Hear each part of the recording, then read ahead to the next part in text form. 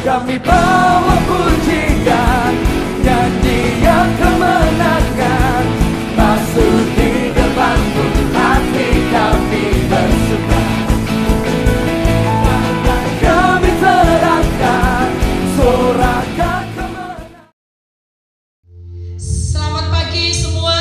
Selamat pagi. Shalom. Shalom. Sudah 6 minggu kita tidak bertemu. Hati rindu Bapak Ibu Saudara, pengen kebaktian bersama di gereja. Bapak Ibu Saudara yang terkasih, yang ada di rumah dimanapun engkau berada, jauh di mata tapi selalu dekat di hati kami. Apa kabar?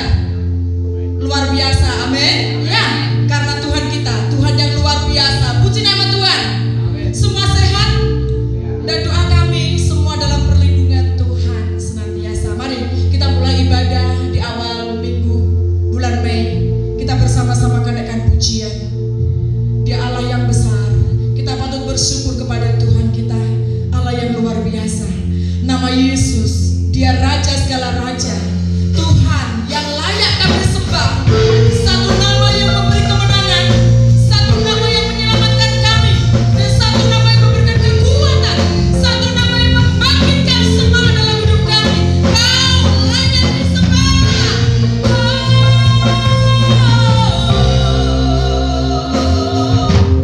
Alam semesta melukiskan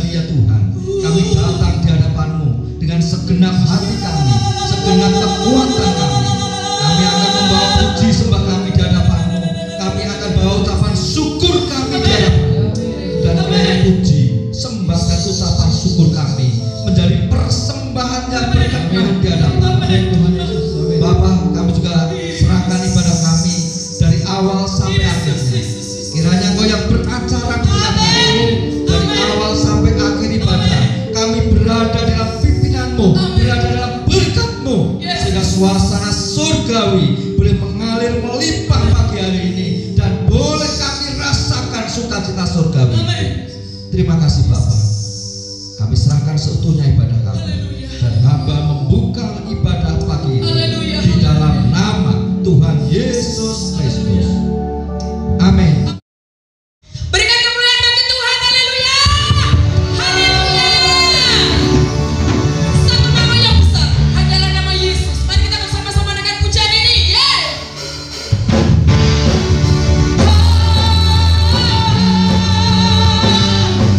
Yesus, Yesus.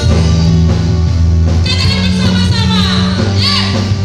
Satu nama yang besar hanyalah nama-Mu Tuhan.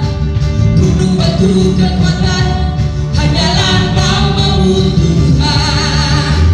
Tak terbatas kuasa-Mu Tuhan. Ajaib hebat Raja perkasa. Kami bawa pujian, nyanyian kemenangan. Masuki gerbang-Mu hati kami terangkan Tuhan.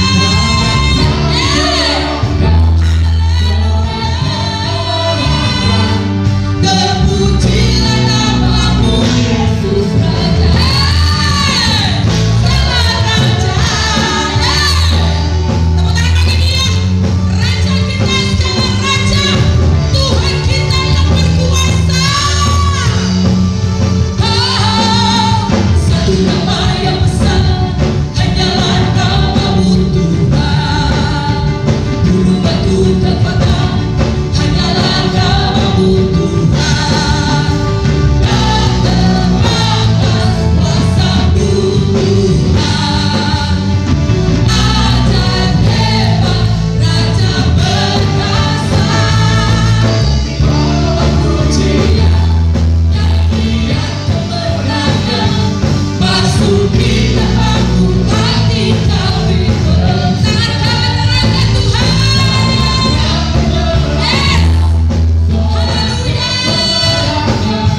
Terpujilah nama-Mu Yesus Raja. Kami bawa pujian, nyanyian kemenangan. Masuki gerbang-Mu hati kami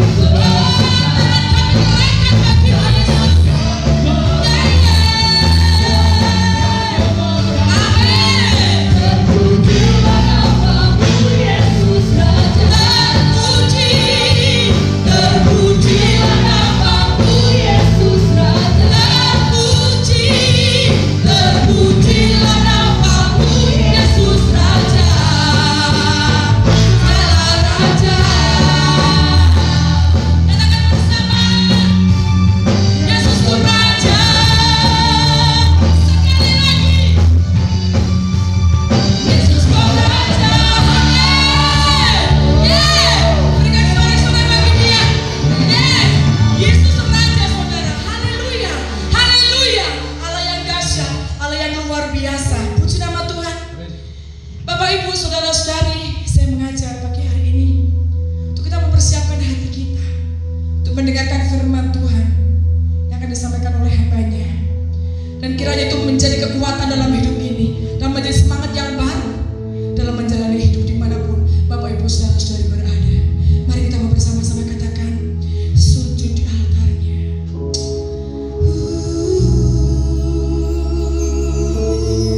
Bawa hati kita masuk dalam hadirat Tuhan. Kita bawa segenap hidup ini kepada-Mu Tuhan. Mujizat-Mu pasti terjadi, kuasa-Mu akan terjadi.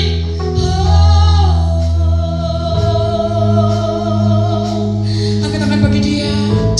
Haleluya.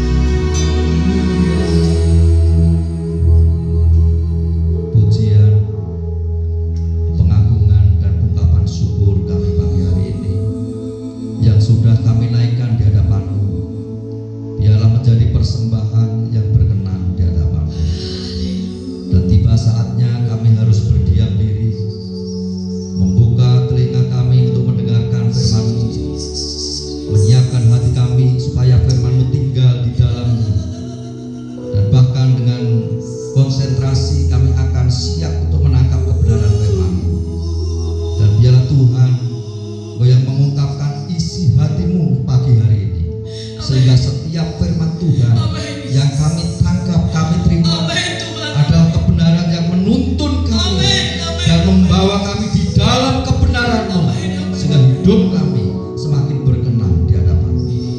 Terima kasih Tuhan, kami sambut firman di dalam nama Tuhan Yesus Kristus. Amin. Salam sejahtera jemaat yang dikasihi Tuhan. Mari kita bersama beribadah pagi hari ini. Minggu pertama biasanya kita mengadakan ibadah disertai dengan perjamuan kudus. Namun karena kita masih beribadah di rumah masing-masing, maka tidak ada perjamuan kudus. Mengapa? Tentunya itu menjadi pertanyaan bagi Bapak, Ibu, dan Saudara. Karena perjamuan kudus mengasumsikan adanya persekutuan umat yang real ketika dilayankan. Sehingga perjamuan kudus diadakan di tengah persekutuan umat sebagai tubuh Kristus. Dan perjamuan kudus ini adalah sakramen yang merupakan metre keselamatan yang mempersatukan orang percaya dengan tubuh Kristus. Sakramen perjamuan kudus tidak dilakukan sendiri atau secara mandiri. Sama seperti sakramen baptisan tidak dilakukan sendiri atau mandiri, tetapi oleh seorang pendeta, pendeta muda, pendeta pembantu, atau yang direkomendasikan.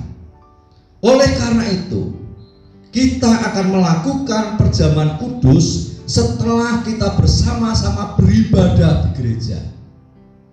Jangan merasa berdosa Bapak, Ibu, dan saudara-saudari yang kasih Tuhan karena engkau belum melakukan perjamuan kudus. Sebab Alkitab tidak mengatur frekuensi pelaksanaannya. Dan mari pagi hari ini kita lanjutkan ibadah kita dengan firman Tuhan yang akan bersama-sama kita terima pagi hari ini. Saya akan menyampaikan firman Allah dari Ibrani pasal 11 ayat 1 sampai dengan ayat yang ketiga. Dan saya memberikan judul hidup oleh iman. Coba kita buka Alkitab kita, Ibrani pasal 11 ayat 1 sampai dengan ayat yang ketiga. Bapak, Ibu, saudara-saudari bisa menyimak dan saya akan membacakan. Demikian firman Tuhan. Iman adalah dasar dari segala sesuatu yang kita harapkan dan bukti dari segala sesuatu yang tidak kita lihat. Sebab oleh imanlah telah diberikan kesaksian kepada nenek moyang kita. Karena iman kita mengerti bahwa alam semesta telah dijadikan oleh firman Allah, sehingga apa yang kita lihat telah terjadi dari apa yang tidak dapat kita lihat. Bapak, Ibu, dan saudara-saudari yang dikasihi Tuhan, dalam keadaan seperti sekarang ini, banyak orang yang mulai menyadari bahwa sebenarnya dirinya bukanlah orang yang super kuat. Sebab virus corona yang sangat kecil, yang tidak bisa dilihat oleh mata manusia, sanggup mempengaruhi keadaan setiap orang. Yang tadinya orang bebas beraktivitas, sekarang sudah mulai dibatasi. Yang tadinya usaha berjalan dengan lancar, tetapi sudah mulai terkendala. Yang tadinya bekerja, sekarang dirumahkan dan bahkan di PHK. Yang tadinya ada acara mudik setiap lebaran, sekarang mulai dilarang, tidak ada mudik. Bahkan kegiatan keagamaan terganggu. Bahkan juga banyak korban yang meninggal dunia karena COVID-19. Semua sendi kehidupan manusia terdampak wabah corona ini. Sekitar 200 negara terkena wabah corona dan memeranginya. Sungguh sangat melelahkan.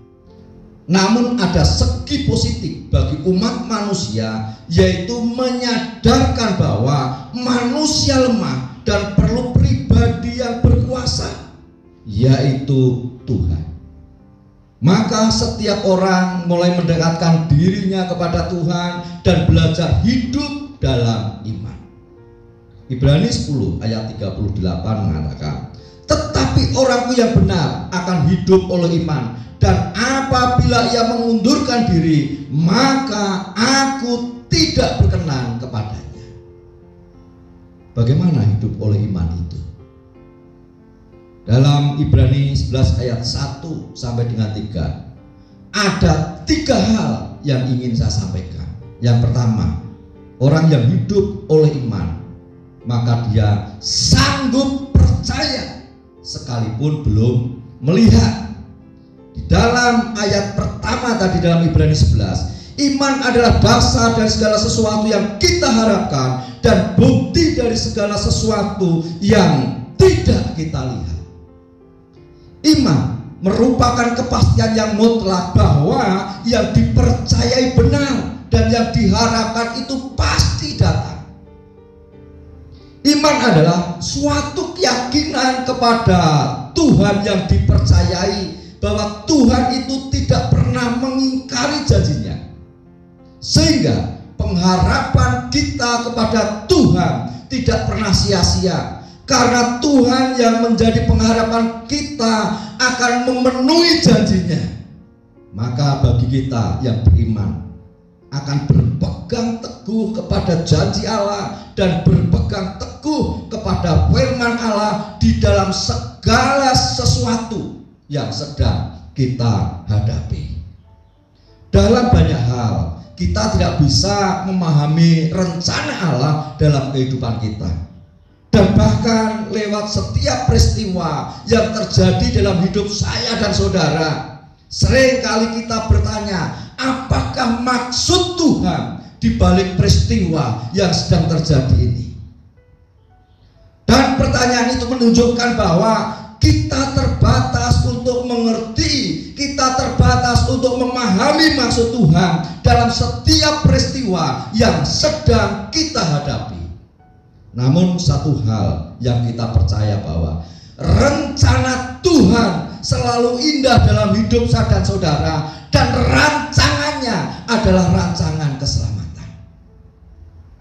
Sebenarnya tujuan Allah menciptakan saya dan saudara, tujuan Allah menciptakan umat manusia supaya manusia bisa menyatakan kemuliaannya. Sehingga kita umat manusia diciptakan segambar dan serupa dengan Dia. Oleh sebab itu, di dalam keadaan yang menyenangkan maupun dalam keadaan yang tidak menyenangkan bagi saya dan saudara, maka kita harus bisa mewujudkan tujuan Allah atas kita, yaitu menyatakan kemuliaannya. Namun manusia seringkali membingungkan Tuhan.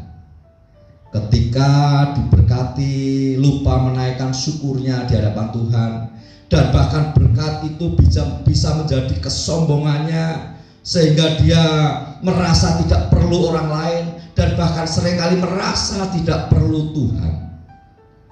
Demikian juga pada saat manusia diberhadapkan dengan masalah pun masih membingungkan Tuhan. Dia mengeluh, menyalahkan orang lain, mengeluh dan menyalahkan Tuhan. Seringkali memang manusia membingungkan Tuhan. Bapak, Ibu, dan saudara yang dikasihi Tuhan, dalam peristiwa pandemi corona ini, banyak orang yang mengeluh, merasa keadaan tidak sebaik sebelumnya, dan bahkan selalu dihantui oleh ketakutan karena kapan saja mereka bisa terancam virus corona itu. Dalam situasi yang demikian diperlukan ketenangan. Dan saudara bisa tenang kalau saudara menghadapi semuanya itu dengan iman. Kita belum tahu kapan hal ini berakhir, namun kita percaya bahwa semua ini ada di dalam kekuasaan Tuhan. Maka kita percaya kalau Tuhan berkehendak untuk menghentikan, maka semuanya ini akan berhenti. Oleh sebab itu, hanya Tuhanlah yang menjadi pengharapan yang pasti. Sebab ya Tuhan yang kita percaya benar, dan tidak pernah mengingkari janjinya. Ada beberapa doa yang mengajarkan kita untuk berserah kepada otoritas Allah. Misalkan doa Bapa kami dalam Matius pasal 6 ayat 9 sampai dengan ayat yang ke-10, demikian firman Tuhan. Karena itu berdoalah demikian: Bapa kami yang di surga, dikuduskanlah namamu, datanglah kerajaanmu, jadilah kehendak-mu di bumi seperti di surga. Jadilah kehendak-mu berarti mengajarkan kepada kita untuk berserah penuh dan percaya akan otoritas Tuhan. Bukan jadilah kehendakku, bukan jadilah kehendak Bapakku, bukan jadilah kehendak ibuku, tetapi firman Tuhan mengingatkan kepada kita, jadilah kehendak Bapa di surga. Kemudian saya juga melihat dari Matius pasal 26 ayat 39. Ketika Yesus berdoa, dia berdoa seperti ini. Maka ia maju sedikit lalu sujud dan berdoa, katanya, ya Bapakku, jikalau sekiranya mungkin, biarlah cawan ini lalu daripadaku, tetapi janganlah seperti yang ku kehendaki, melainkan seperti yang Engkau kehendaki. Bahkan Tuhan Yesus memberikan contoh kepada kita dalam doanya, dalam keadaan yang menakutkan, yaitu cawan atau kesengsaraan di kayu salib yang akan dihadapi. Ia tidak menolak kehendak Bapa. Hal itu mengajarkan kepada kita, kita boleh meminta sesuai dengan keinginan kita, tetapi juga kita tidak boleh menolak kehendak Bapa sekalipun tidak mengenakkan daging kita. Seperti sekarang ini, banyak orang menengking kuasa COVID-19, banyak orang menghardik COVID-19, dan bahkan kami sekeluarga setiap jam 9 kami membangun mezbah, kami memberikan pujian kepada Tuhan, dan tidak lupa kami juga berdoa supaya COVID-19 cepat berlalu dari bumi ini. Boleh-boleh saja kita berdoa, tetapi kita tidak bisa memperlakukan Tuhan seperti suruhan kita yang harus selalu mengikuti kehendak kita. Sehingga dalam doa kita bukan mengatakan kehendakmu yang jadi, tetapi kehendakku yang jadi. Karena banyak yang berdoa supaya kehendaknya sendiri yang jadi, maka banyak juga orang yang kecewa karena Allah tidak menjawab sesuai dengan kehendaknya. Iman yang sungguh adalah percaya kepada otoritas Tuhan dan mempercayakan kepada keputusan Tuhan, sekalipun kita belum tahu dan belum melihat apa yang terjadi, keputusan apa yang Tuhan putuskan. Mari kita belajar mempercayai Tuhan sepenuhnya dan mempercayakan masalah kita kepada Tuhan sepenuhnya, dan kita percaya bahwa kehendaknya lah yang terbaik bagi kita, sehingga kita tidak akan kecewa kalau Tuhan menjawab doa kita tidak sesuai dengan harapan kita, sebab kita percaya bahwa kehendaknya lebih baik daripada kehendak kita. Kemudian yang kedua, menjadi kesaksian yang hidup. Jadi orang yang berjalan oleh iman, maka mereka akan mampu menjadi kesaksian yang hidup. Di dalam Ibrani 11 ayat yang kedua, firman Allah mengatakan demikian. Sebab oleh imanlah telah diberikan kesaksian kepada nenek moyang kita. Bapak, Ibu, dan saudara yang dikasihi Tuhan, iman itu sangat mempengaruhi hidup seseorang. Di dalam perbuatan, di dalam gaya hidupnya, pandangan hidupnya akan sesuai dengan iman atau sesuatu yang dipercayainya. Maka orang beriman itu akan nampak dari kehidupan nyata setiap harinya. Dalam Ibrani pasal yang ke-11 ayat 4 sampai 40, di situ menuliskan tentang saksi-saksi iman. Di situ ada Habel, Henok, Nuh, Abraham, Ishak, Yakub, Yusuf, Musa, dan sebagainya. Saksi-saksi iman adalah mereka yang hidup dalam iman dalam segala keadaan mereka dan tidak pernah kalah dengan masalah yang dihadapi sampai mereka menerima janji Allah. Kalau kita baca kisah mereka, kita tahu bahwa mereka adalah orang-orang yang saleh. Mereka adalah orang-orang yang taat sekalipun dalam pergumulan. Mereka adalah orang-orang yang percaya kepada janji Allah, dan bahkan mereka adalah orang-orang yang menerima janji Allah itu. Nama mereka didaftar sebagai saksi-saksi iman karena mereka telah membayar dengan harga yang mahal. Tentunya bukan dengan uang, tetapi dengan ketaatan kepada Allah untuk mendapatkan janji Allah yang akan diberikan padanya. Saya memberikan beberapa contoh di sini sesuai yang dituliskan dalam kitab Ibrani. Yang pertama adalah Nuh. Nuh ini diperintahkan Tuhan untuk membuat bahtera yang begitu besar, dan bahtera itu dibuat di atas gunung. Sehingga orang-orang pada masa Nuh, ketika mereka melihat Nuh dan melihat apa yang dikerjakan Nuh, mereka berpikir bahwa Nuh mulai tidak waras karena dia membuat bahtera, dan bahtera itu dibuat di atas gunung, bukan dibuat di pantai. Dan mereka tidak tahu sebenarnya apa yang Allah sampaikan kepada Nuh, tetapi Nuh tahu apa yang Allah sampaikan kepadanya.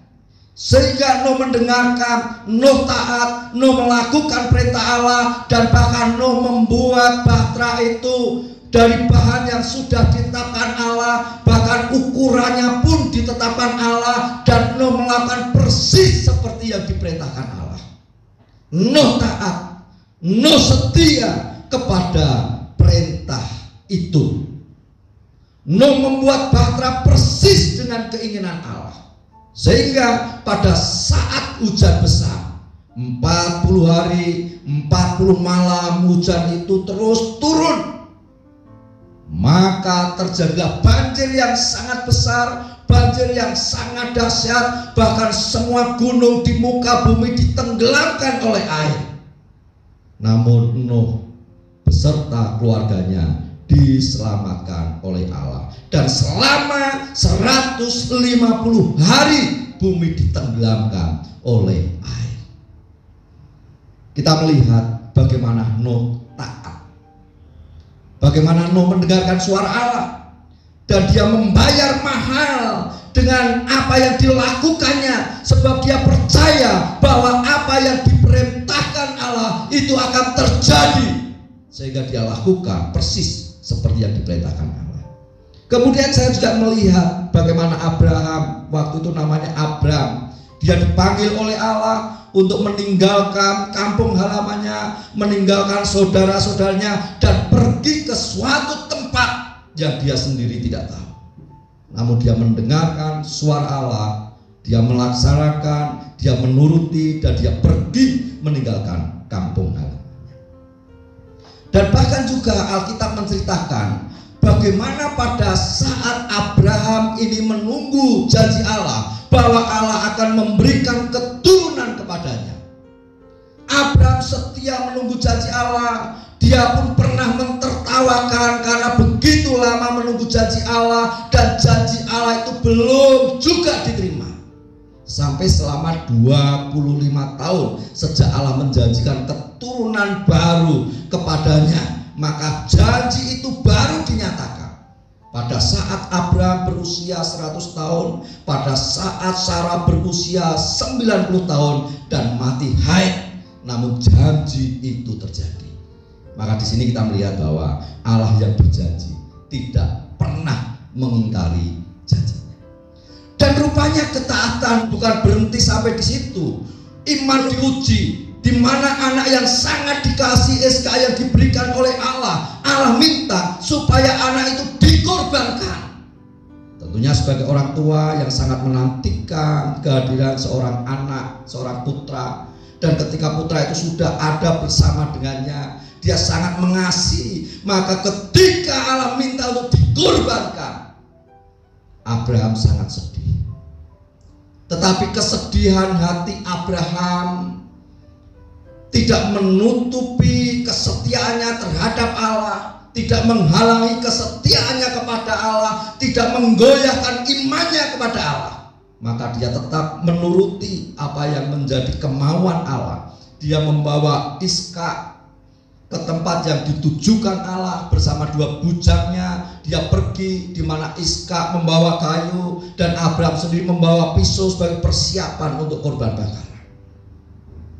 Dan yang paling menyedihkan, ketika Iskak ini bertanya kepada Abraham, "Bapa, mana domba yang akan dikorbankan?" Betapa sedih hati Abraham pada saat itu. Namun dia tetap menjalankan tujuannya untuk menyenangkan hati Allah, yaitu pergi. Dan akhirnya sampailah ke suatu tempat yang ditunjukkan Allah. Iskak diikat, dipersiapkan sebagai korban bakaran. Kemudian Abraham sudah menyiapkan pisau untuk melakukan kewajiban memberikan korban bakaran itu, yang mana Iskaklah yang akan dikorbankan. Tetapi betapa luar biasa Tuhan yang disembah Abraham.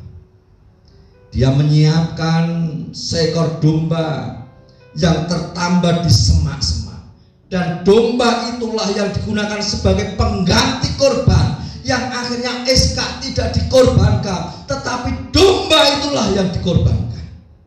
Saya melihat satu ketaatan yang luar biasa. Bapak Ibu dan saudara-saudari nanti bisa baca kisah saksi iman yang lain, supaya dipelajari dan supaya Bapak Ibu saudara-saudari bisa meneladani iman-iman mereka.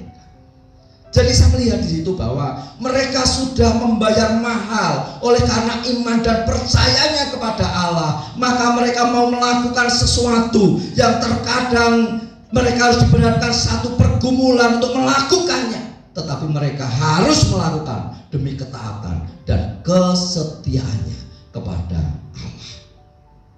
Untuk hidup seperti mereka bukan perkara yang mudah, sebab kita masih mempunyai pikiran, perasaan, dan kehendak. Seringkali kita lebih menuruti kehendak diri kita sendiri daripada menuruti kehendak Allah.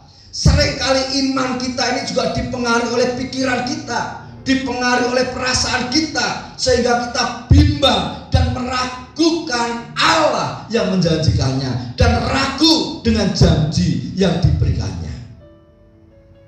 Akan sangat mungkin kita ini menjadi saksi iman jika kita sudah menyerahkan kehendak kita di dalam kehendaknya. Sekalipun dalam keadaan yang sulit, menakutkan, dan mungkin kita sudah tidak berdaya, maka kita harus tetap berada di dalam kehendaknya. Ketaatan kita kepada Allah dalam segala keadaan, itulah yang membuat saya dan saudara bisa disebut sebagai saksi-saksi iman. Dalam situasi pandemi corona, mungkin engkau takut tertular virus corona, mungkin berkurang penghasilanmu, mungkin engkau di PHK, mungkin usahamu berada di ambang kehancuran. Namun pesan firman Tuhan hari ini, jangan menyimpang dari iman, tetapi tetaplah di jalan Tuhan, tetaplah dalam kebenaran Tuhan, tetaplah berpegang pada janjinya, karena ada maksud Tuhan atas dirimu, yaitu supaya engkau menjadi saksi-saksi iman oleh kemenanganmu menghadapi segala masalah yang sedang kau hadapi saat ini.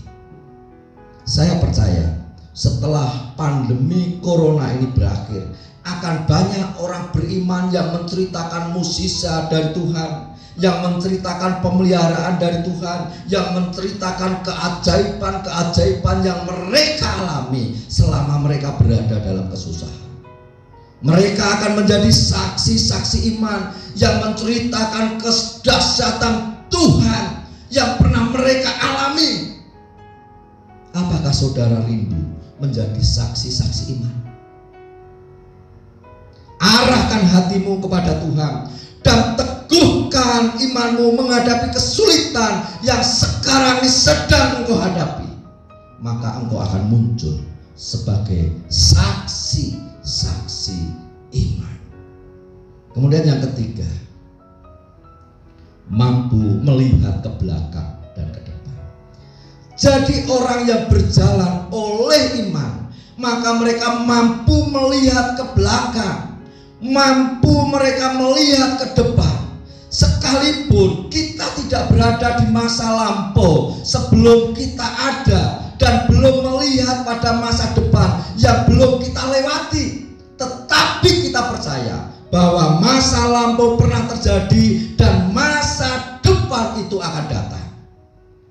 Melihat ke belakang, dalam Ibrani 11 ayat yang ketiga dikatakan, karena iman kita mengerti bahwa alam semesta telah dijadikan oleh firman Allah, sehingga apa yang kita lihat telah terjadi dari apa yang tidak dapat kita lihat.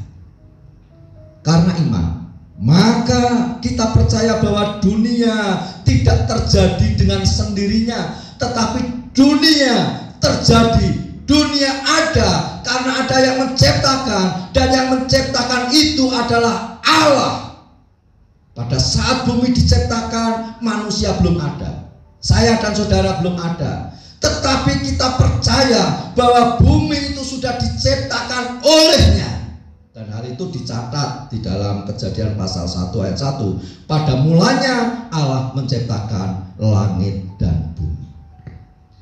Dengan mempercayai penciptaan bumi oleh Allah, maka kita percaya bahwa Allah ada sebelum segala sesuatu ada. Dan Allah bukan diciptakan, tetapi Dialah pencipta yang berkuasa atas segala sesuatu. Saya rasa iman seperti ini adalah penting. Kemudian melihat ke depan, di mana orang beriman percaya akan hari akhir, bahwa dunia ini akan lenyap dan Tuhan akan datang yang kedua kalinya. Dan Rasul Petrus menuliskan di dalam 2 Petrus pasal yang ketiga ayat 10 sampai ayat yang ke-12. Tetapi hari Tuhan akan tiba seperti pencuri. Pada hari itu langit akan lenyap dengan gemuruh yang dahsyat, dan unsur-unsur dunia akan hangus dalam nyala api, dan bumi dan segala yang ada di atasnya akan hilang lenyap. Jadi jika segala sesuatu ini akan hancur secara demikian, betapa suci dan salehnya kamu harus hidup, yaitu kamu yang menantikan dan mempercepat kedatangan hari Allah. Pada hari itu langit akan binasa dalam api, dan unsur-unsur dunia akan hancur karena nyalanya. Jelas bahwa firman Tuhan mengingatkan kepada saya dan saudara, bumi tempat kita berpijak dan segala sesuatu yang ada di atasnya akan lenyap. Kita yang percaya akan hal itu, maka kita akan mempersiapkan diri untuk menyambut kedatangan Tuhan yang kedua kali, di mana pada saat itu bumi akan dilenyapkan. Kitalah yang harus berjaga-jaga, kita yang membuat satu persiapan. Lalu kapan saat dan waktunya? Kapan saat waktunya kita tidak tahu. Kapan saat dan waktunya juga tidak terlalu penting buat saya dan saudara. Yang terpenting adalah kita mempersiapkan diri untuk menyambut kedatangannya. Sehingga di ayat yang ke-11 tadi dikatakan, jadi jika segala sesuatu ini akan hancur secara demikian, betapa suci dan salehnya kamu harus hidup. Firman Allah itu mengingatkan supaya kita mempersiapkan diri untuk menghadapi kedatangan Tuhan yang kedua kali. Dengan iman, maka di sini kita melihat ke belakang. Dengan iman kita melihat ke depan, yang berarti kita akan mengetahui bahwa Allah lah satu-satunya Allah yang berkuasa sepanjang masa. Allah yang ada sebelum segala sesuatu ada, dan Allah yang akan tetap ada setelah segala sesuatu tidak ada. Dengan demikian, iman kita kepadanya tidak sia-sia, sebab Ia Allah sepanjang masa yang berkuasa atas segala sesuatu. Oleh sebab itu, Bapak, Ibu, dan saudara yang dikasihi Tuhan, sepanjang perjalanan hidupmu di dunia ini, jangan pernah meninggalkan Tuhan. Tetapi tempatkan Tuhan sebagai pengharapanmu, sebab Dialah Allah yang berkuasa atas segala sesuatu, dan Dia jugalah Allah yang berkuasa atas dirimu. Tuhan memberkati. Bapak, Ibu, dan saudara dikasih Tuhan, biarlah firman Tuhan yang sudah kau terima saat ini menjadi berkat dalam hidupmu. Amin. Dan mari kita akan memuji Tuhan dengan satu pujian, bukti kebesaran-Mu. Rendahkan dirimu di hadapan Tuhan. Biarkan firman Tuhan bekerja atas hidupmu pagi hari. Yesus.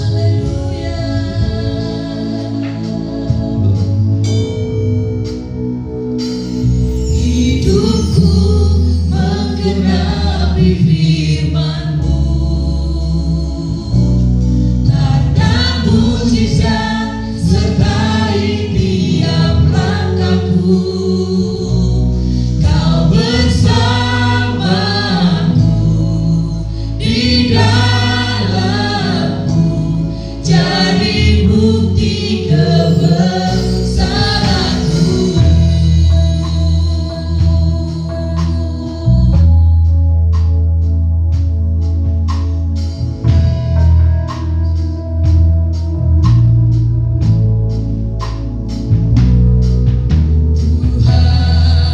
Kau sempurna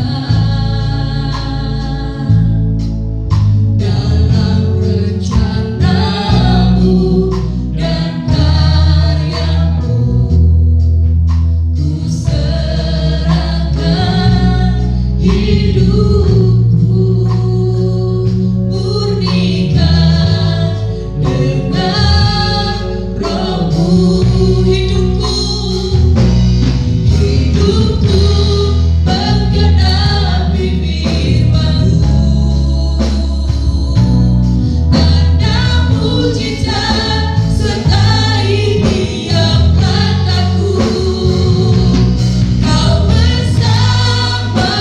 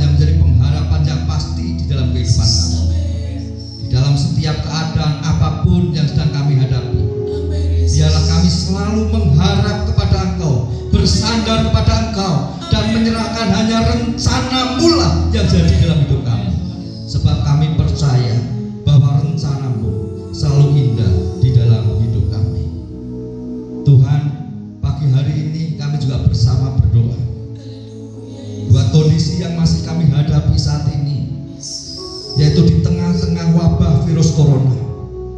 Kami bersyukur atas kemurahan-Mu, penyertaan-Mu, kekuatan dan perlindungan-Mu sampai saat ini.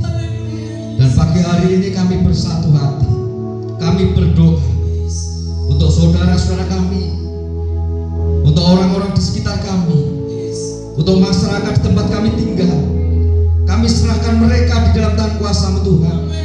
Kiranya di waktu-waktu saat ini banyak orang hidup dalam ketakutan dan kekhawatiran mereka, namun Tuhan yang akan memberikan penghiburan, memberikan kekuatan, memberikan pengharapan kepada mereka, sehingga di tengah-tengah kesulitan dan ketakutan yang sedang terjadi, maka mereka bersandar kepada Engkau, bahkan mereka menempatkan Engkau sebagai Tuhan, sebagai harapan di dalam hidup mereka, sehingga mereka boleh menikmati damai, sejahtera di tengah situasi yang sekarang itu. Tuhan, kami juga berdoa untuk anak-anak-Mu saat ini, mereka yang khawatir akan hari depan mereka, mereka yang khawatir akan usaha mereka, mereka yang khawatir akan pekerjaan mereka. Mari Engkau juga tolong setiap mereka, Engkau yang memberikan sukacita dan pengharapan di dalam hidup mereka, sehingga mereka boleh melalui hari-harinya bersama dengan Engkau. Ketenangan dan damai sejahtera itu akan menyertai sepanjang perjalanan hidup mereka. Tuhan, kami juga bersatu hati. Kami masih terus berdoa untuk para pejuang yang sudah memperjuangkan penyelesaian masalah yang sedang terjadi ini, Tuhan, untuk menghentikan penyebaran virus corona. Kami percayakan mereka di dalam tangan kuasa-Mu. Kami berdoa untuk tim medis yang terus bekerja, berusaha melakukan tugas dan tanggung jawabnya. Tuhan, Kau memberkati, melindungi, taruhkan hikmat-Mu atasnya, sehingga dia bekerja dalam pimpinan Tuhan, dan bahkan dia boleh menjadi berkat bagi banyak orang, dan banyak orang yang disembuhkan, menang dari virus COVID-19 ini. Tuhan, kami juga berdoa untuk setiap peralatan medis. Kiranya Engkau sendiri yang akan memperlengkapi.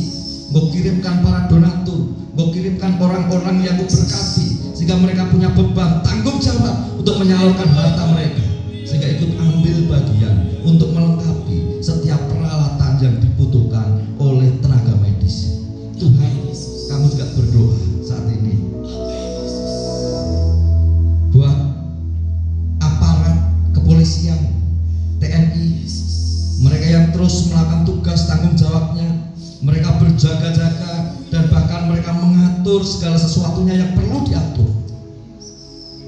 Mari Tuhan, perlindungan-Mu juga nyata atas mereka, dan mereka boleh mendapatkan keselamatan dari Tuhan, Engkau jauhkan dari bahaya virus corona, sehingga mereka boleh melakukan tugasnya dengan baik. Tuhan, Engkau-lah Tuhan yang akan menyertai dan memberkati. Dan saat ini kami selalu berdoa untuk seluruh warga negara Indonesia yang saat ini mereka juga hidup dalam ketakutan dan kekhawatiran mereka. Namun sementara mereka juga harus melakukan tanggung jawab mereka, terlebih dalam seruan PSBB saat ini Tuhan, di mana umat-Mu harus bekerja di rumah, mereka harus belajar di rumah, mereka harus beribadah di rumah.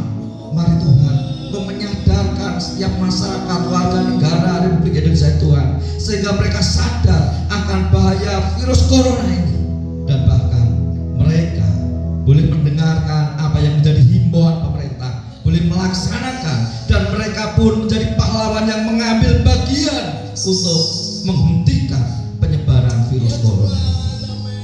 Harapan kami hanya Engkau yang memampukan masyarakat Indonesia ini Tuhan, untuk melakukan apa yang harus mereka lakukan yang terbaik di dalam perjuangan bersama ini. Terima kasih Tuhan, kami juga syukuri buat segala kemurahan-Mu. Dan pagi hari ini hamba berdoa secara khusus buat jemaat-Mu. Engkau juga memberkati setiap mereka, Engkau jauhkan mereka dari bahaya virus corona, dan terlebih Engkau juga memelihara mereka, sehingga di saat-saat seperti sekarang ini mereka tetap hidup dalam kecukupan, mereka hidup dalam kelimpahan, dan bahkan kekuatan, kesehatan daripada-Mu mengalir atas mereka. Dan akhirnya sidang yang kasih Tuhan, angkatlah tangan-Mu untuk menerima berkat Tuhan. Cinta kasih